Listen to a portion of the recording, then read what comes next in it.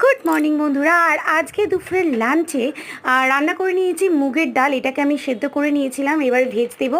আর এটা হলো মোচার ঘন্ট, তোমরা দেখতেই পাচ্ছ মোচার ঘন্টটা কিন্তু রান্না করেছি নারকোল আর ছোলা দিয়ে, যেহেতু নিরামিষ নারকোল ছোলা দিয়ে মোচার ঘন্ট হয়ে গেছে।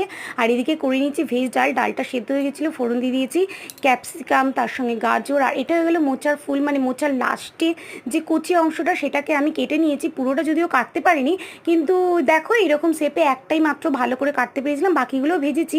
খেতে লেগেছিল অসাধারণ। নিরামিষে এইসব খাবার হলে কিন্তু কিছুই লাগে না। এবারে তোমরা যদি ভাবছো যে কেন নিরামিষ, তার কারণ হচ্ছে শ্রাবণ মাস, সারাটা শ্রাবণ মাস জুড়েই কিন্তু আমি নিরামিষ খাই।